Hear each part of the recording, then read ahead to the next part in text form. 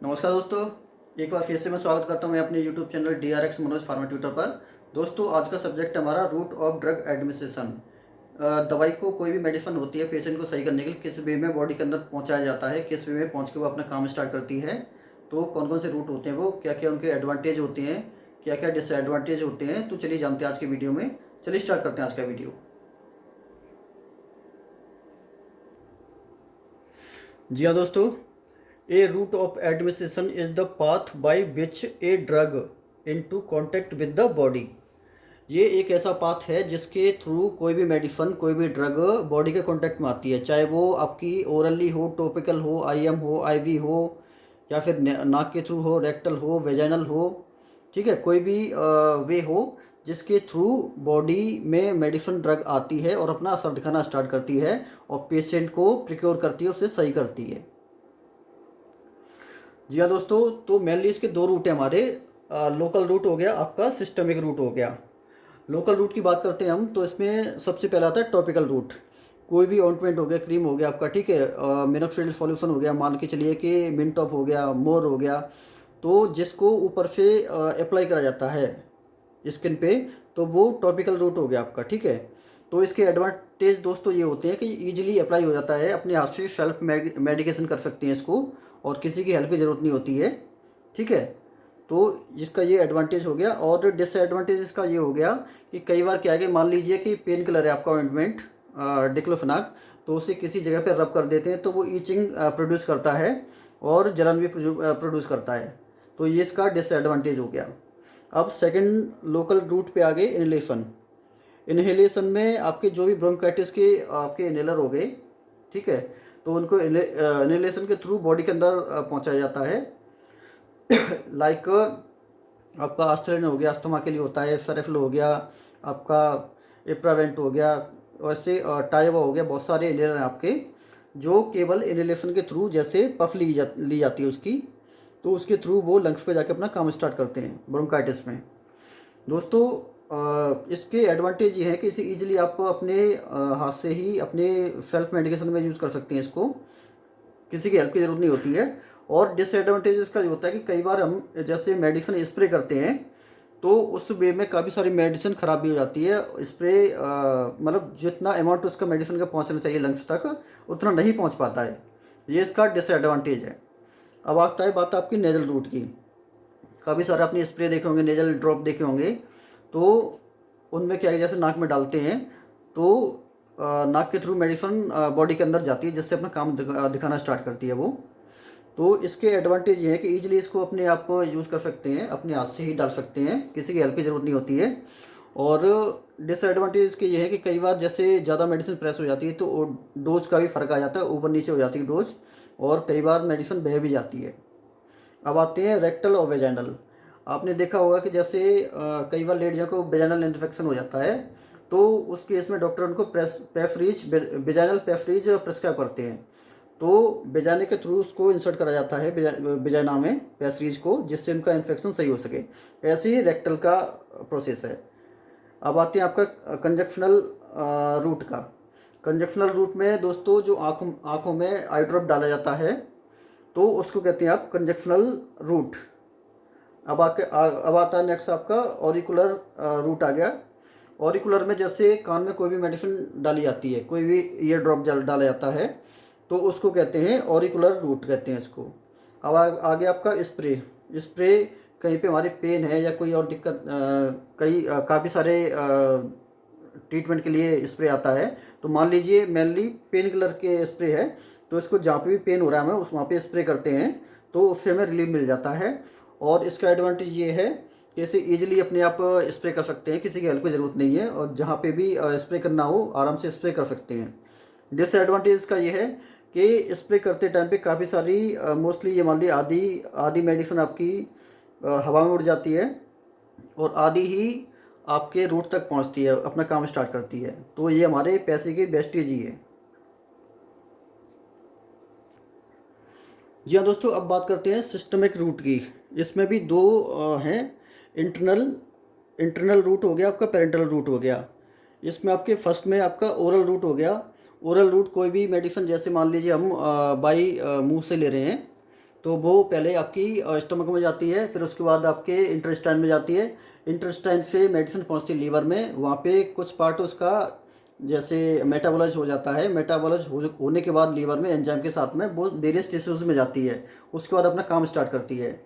तो दोस्तों oral route के एडवांटेज ये है कि इसे ईजिली आप ले सकते हैं, सेल्फ मेडिकेशन कर सकते हैं इसको अपने किसी बिना किसी की हेल्प के।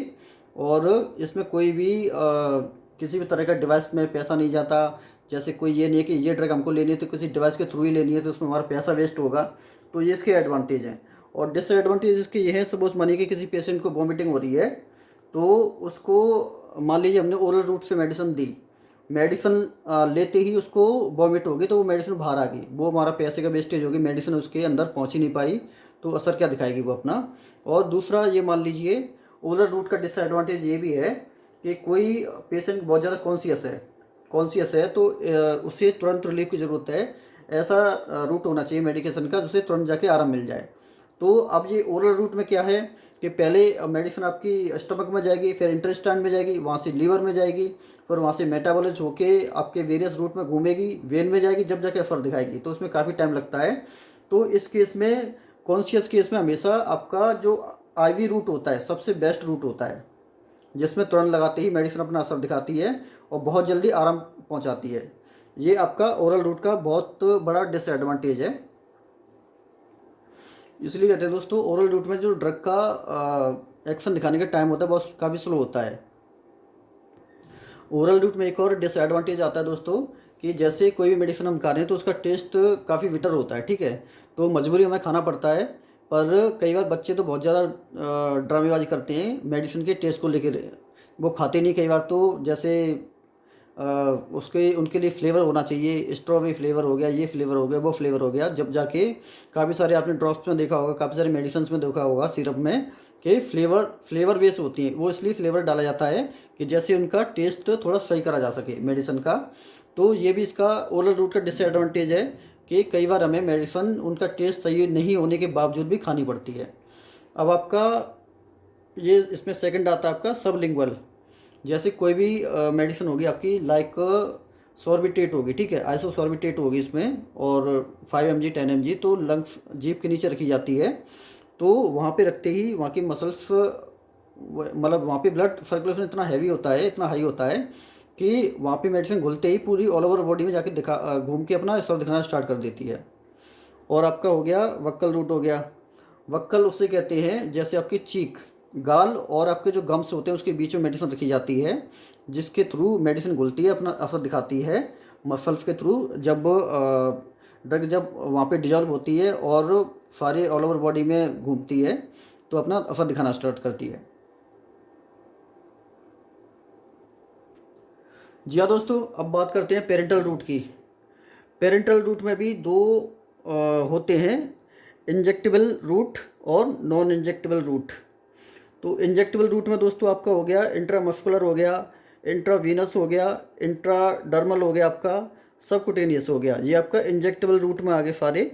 और नॉन इंजेक्टेबल रूट में आपके जैसे नेजल हो गया, कई सारे स्प्रे होते हैं, जैसे मान लीजिए कि नेजल स्प्रे हो गया आपका, और कुटेनियस हो गया, जैसे कई सारे पैचेज होते हैं, बहुत सारे पेन किलर पैचेज आते हैं काफ़ी सारे, तो उनको जैसे स्किन पे चिपकाया जाता है वो अपना असर दिखाना स्टार्ट कर देते हैं।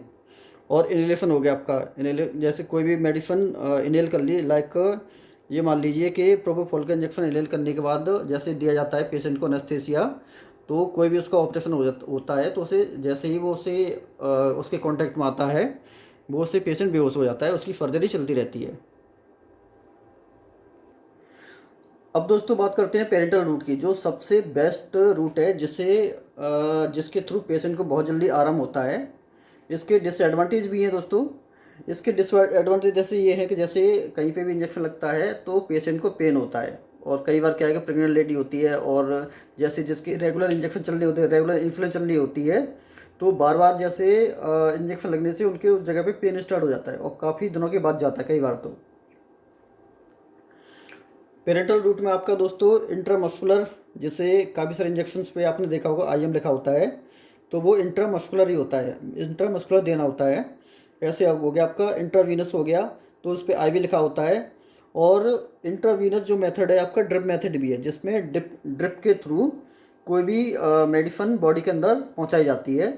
तो इंट्रावीनस जैसे आईवी जो रूट होता है उसे ड्रिप मेथड भी कहते हैं, ठीक है। कई काफ़ी सारे एग्जाम में भी आता है, काफ़ी जगह क्वेश्चन भी पूछा जाता है, तो इससे चाहे तो स्क्रीनशॉट ले सकते हैं, याद कर सकते हैं इसको। अब हो गया आपका इंट्राडर्मल हो गया।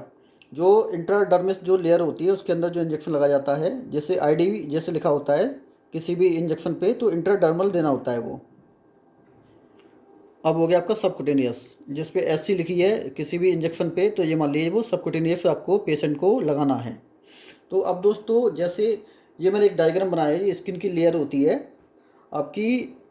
फर्स्ट वाली होगी एपिडर्मिस लेयर होगी अब स्किन की आपकी, सेकंड आपकी डर्मिस लेयर हो गई, और थर्ड आपका सबकुटेनियस हो गया, और फोर्थ आपका मसल्स हो गया, ठीक है। तो जो आईएम इंजेक्शन होता है, ये फर्स्ट वाला मान लीजिए, आईएम इंजेक्शन हमेशा मसल्स में दिया जाता है, ठीक है। सीधा स्ट्रेट करके 90 डिग्री से इंजेक्शन दिया जाता है। ये दोस्तों काफ़ी एग्जाम में आता है कि जो आईएम इंजेक्शन किस डिग्री से दिया जाता है, ठीक है। तो याद कर लीजिएगा, 90 डिग्री से दिया जाता है, मसल्स में दिया जाता है, ठीक है। आईएम इंजेक्शन इंट्रामस्कुलर, सीधा मसल्स में दिया जाएगा, और 90 डिग्री से इंजेक्शन दिया जाएगा इंट्रामस्कुलर इंजेक्शन, ठीक है। अब दोस्तों आता है आपका इंट्रावीनस, ठीक है।